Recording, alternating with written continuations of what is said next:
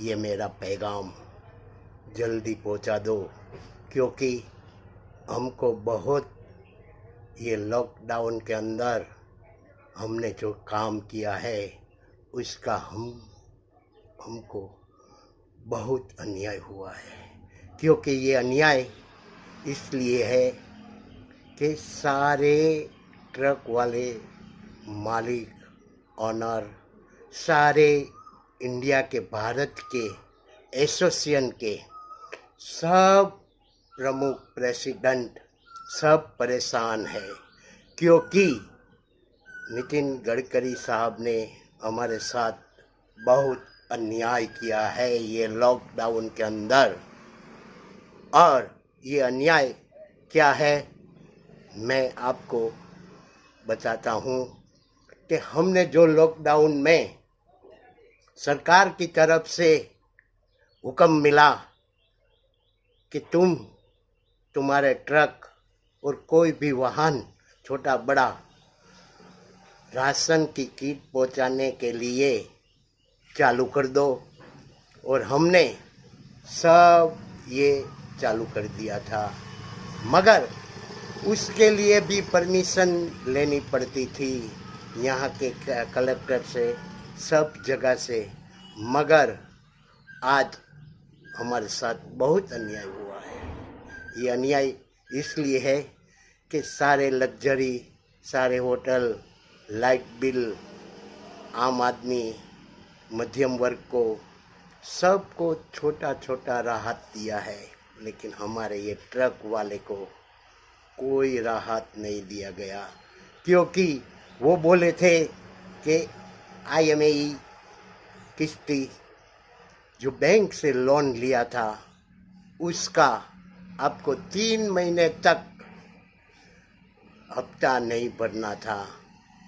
मगर हाँ दोस्तों, ये हफ्ता भरने की बात तो सही है, नहीं भरना था। मगर क्या हुआ है मालूम है? ये हुआ ये कि 3 महीने का जो किस्ती था माफ़ किया है, वो माफ़ नहीं किया। उसमें गवर्नमेंट की एक चाल थी, सारे फाइनेंस की एक चाल थी, RBI की एक चाल थी।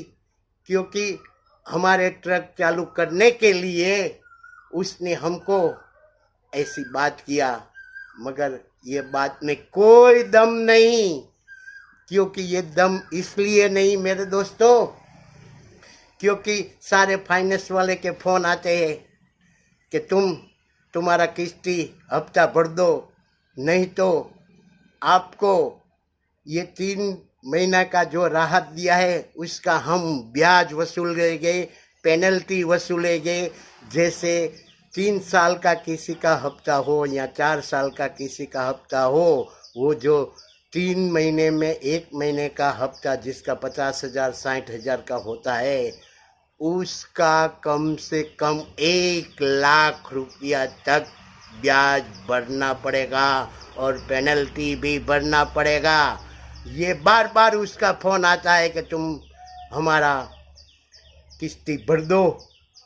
मगर ये सरकार क्या कर रही है? सब आदमी को कोई ना कोई ही राहत दिया है, मगर हमको कोई राहत नहीं दिया। लॉकडाउन के अंदर उसका जो काम हमने किया, वो बोलते थे तुम्हारा कोई टोल नाका नहीं होगा, कोई पुलिस वाले परेशान नहीं करेगा, RTO वाला परेशान नहीं करेगा।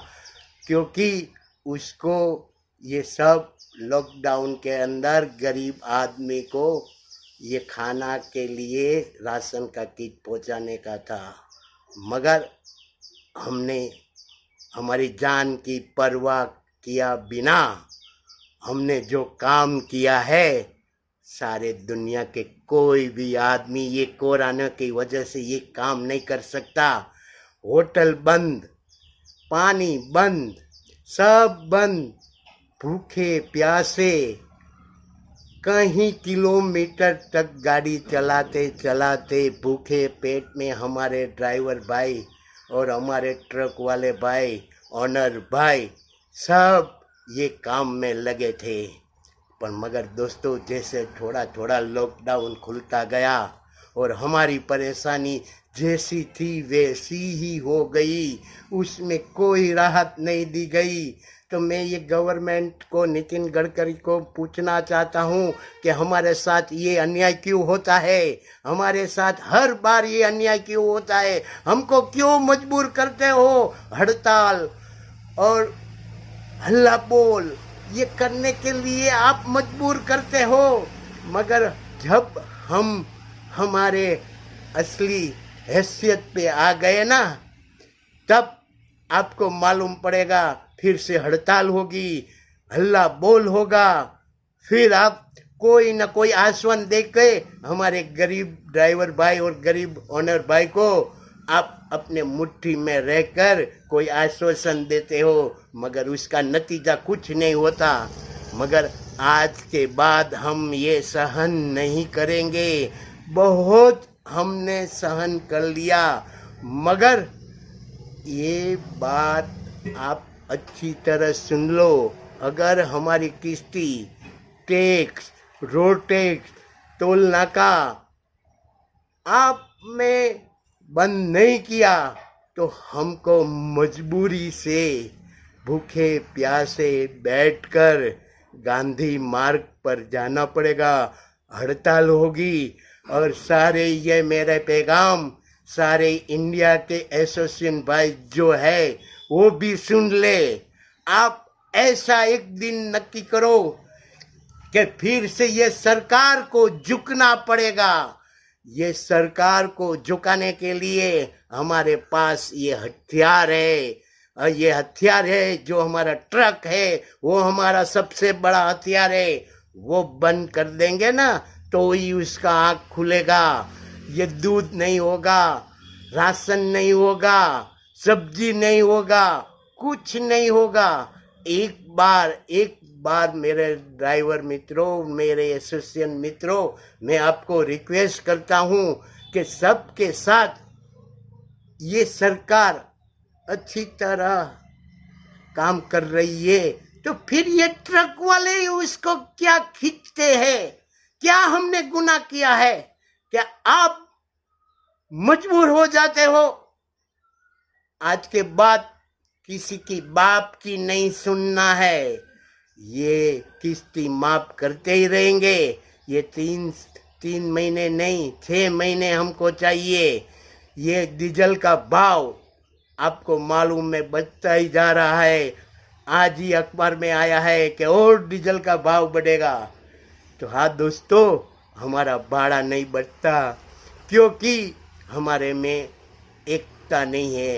ये एकता हम आपसे मिलकर एक संगठन और जुस्सा ऐसा करेंगे बिना इंडिया को नुकसान करके। ये नितिन गडकरी को मालूम हो जाए कि ट्रक वाले में कितनी हिम्मत और ताकत है। मेरे भाइयों, जागो। आप अभी नहीं जागेंगे तो कब जागेंगे? अभी घोर नींदर से उठो।